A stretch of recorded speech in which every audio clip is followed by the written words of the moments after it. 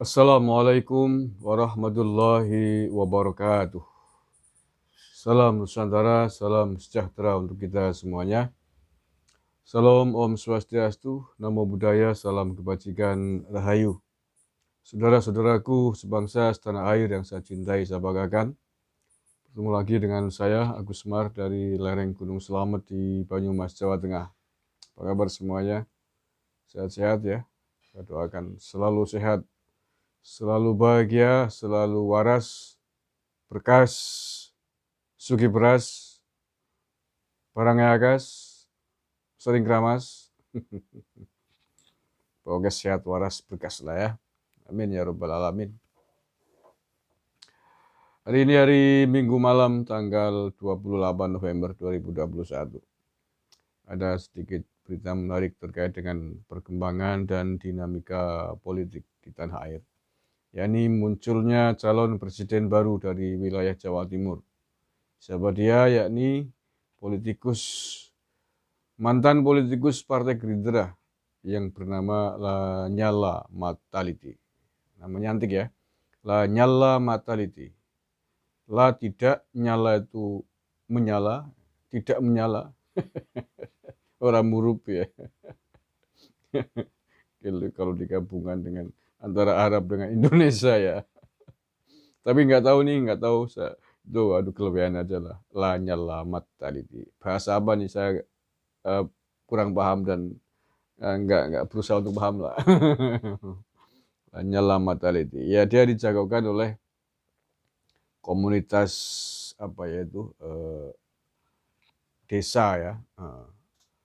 Katanya dipandang sebagai sosok yang mumpuni untuk menjadi pemimpin Indonesia di 2024. Tapi tidak tahu karena Lanyala Mataliti ini kan sejauh ini tidak memiliki partai. Dia hari ini jabatannya adalah Ketua DPD RI. Ya, Ketua DPD RI, jadi anggota DPD dari anggota DPR RI dari unsur perwakilan daerah, sekarang namanya DPD. Ketuanya beliau, Lanyala Mataliti. Pada tahun dia juga mantan ketua Persatuan Sepak Bola Seluruh Indonesia, PSSI ya. Nah, di jagat politik, Lanyala Mataliti pernah menggegerkan perpolitikan di tanah air ini pada tahun 2018. Ketika itu Pilkada Jawa Timur, dia mau maju Pilkada Jatim melalui partainya, dia ketika itu kan di Partai Gerindra ya. Akan tetapi batal, marah-marah,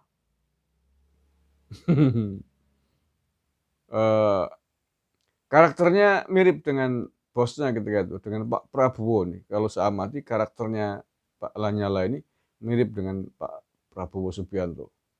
Tensinya tinggi gitu ya. Nah, dia marah dengan Prabowo, bahkan kemudian membongkar borok Partai Gerindra dan Pak Prabowo sendiri. Kenapa marah? Karena pada Pilkada Jawa Timur itu dia mengaku dimintai duit 40 miliar oleh Prabowo Subianto. Begitu klaimnya. Jadi bukan oleh Gerindra, dimintai duit 40 miliar oleh Pak Prabowo agar bisa diterima menjadi calon gubernur Jawa Timur melalui Partai Gerindra. Nah, atas pengakuannya itu, menurutnya dia tidak mau memberikan dan langsung menyatakan keluar dari Partai Gerindra. Nah, setelah itu Lanyala Mataliti ini kemudian berbalik arah dari yang sebelumnya pendukung minded Prabowo. Bahkan sejak 2014 dia mengaku sebagai pendukung yang sangat kuat terhadap Prabowo Subianto. Karena persoalan Pilkada Jawa Timur itu dia kemudian berbalik arah, banting setir mendukung Jokowi mati-matian dan sebaliknya menghajar Capres Prabowo, mantan petingginya di Gerindra. Nah, dia bahkan juga mengaku kepada Pak Jokowi bahwa dialah yang pertama kali orang mencetuskan isu bahwa Pak Jokowi itu PKI, bahwa Pak Jokowi itu Cina, bahwa Pak Jokowi itu politik asing dan lain sebagainya. Bahkan yang membuat obor rakyat, tabloid yang sangat menggegerkan itu ya, yang mengatakan bahwa Pak Jokowi adalah PKI Cina gitu ya. Itu di di Pilpres 2014 dia mengaku dialah orang yang membuat itu dan menyebarkannya. Dan dia mengaku itu semua kepada Pak Jokowi pada menjelang Pilpres 2019, mengakui semuanya dan meminta maaf. Meminta maaf dengan tebusan dan dilakukan oleh Pak Lanyala Mataliti. Dia muter-muter ke berbagai daerah kampanye Jokowi Maruf Amin mati-matian ya pada Pilpres 2019. Nah, kemudian karena dia sudah keluar dari Partai Gerindra, pasca itu dia juga nyalon di DPD RI dan ternyata sukses, berhasil dia hari ini menjadi anggota DPD RI dan menjadi ketuanya. Nah, itu sekilas tentang Lanyala Mataliti. Nah, terkait dengan dukungannya sebagai capres, ini sahabat saya beritanya.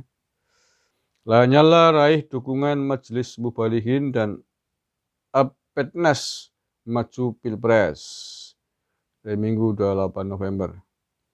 Ketua DPD RI AA Lanyala Mahmud Mataliti meraih dukungan untuk maju menjadi Presiden RI dalam kontestasi politik 2024 dari berbagai pihak. Salah satunya dari pengurus besar Majelis dan Asosiasi Badan Permusyawaratan Desa Nasional Apetnas. Dalam audiensi PP Majelis Mubalihin dan Ketua DPD RI, Ketua Umum PP Majelis Mubalihin, Kiai Haji Mujib Hudori, mengungkapkan pihaknya mendukung Lanyala sebagai presiden secara lahir batin.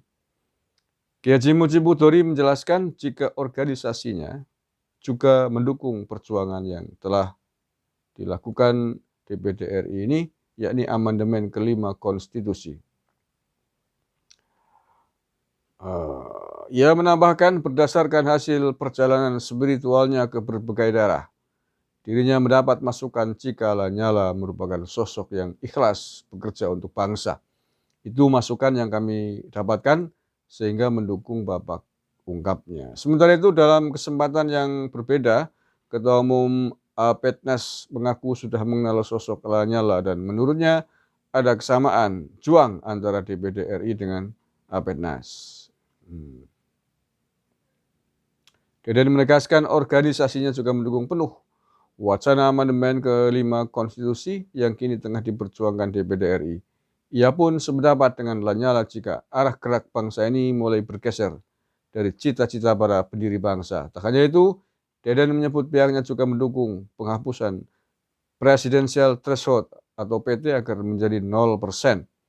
Dalam pertemuannya dengan Lanyala, Deden juga meminta kesediaan Ketua DPD RI ini untuk menjadi Ketua Dewan Pengawas Apetnas. Merespon dukungan tersebut, Lanyala pun berterima kasih kepada pengurus besar Majelis Mubalihin dan Apetnas. Menurutnya dukungan yang ia dapatkan merupakan suntikan energi untuk terus berbuat yang terbaik bagi bangsa. Oke ya, itu dinamika politik terbaru. Nggak tahu. Tapi bagi orang Madura, orang Jawa Timur, nama ini memang sangat populer. Pengusaha sukses ya. Hanya persoalannya memang hari ini capres itu harus sampai sejauh ini ya, harus mendapatkan dukungan dari partai politik karena menjadi satu-satunya kendaraan bagi parpol untuk menjadi calon presiden hari ini. Nggak tahu kalau kemudian besok ada amandemen undang-undang, ada perubahan undang-undang pemilu gitu ya, sehingga kemudian seandainya bisa tidak melalui parpol, ya ini capres independen gitu, mungkin orang ini bisa maju. Oke, itu saja, mudah-mudahan ada manfaatnya. Siapapun saya kira tidak ada masalah sepanjang memenuhi syarat untuk mencalonkan ataupun dicalonkan sebagai pemimpin bangsa di negara ini. Terima kasih. Kurang lebihnya mohon maaf. Wallahul muwaffiq ila aqwamit thoriq. Assalamualaikum warahmatullahi wabarakatuh. NKRI harga mati.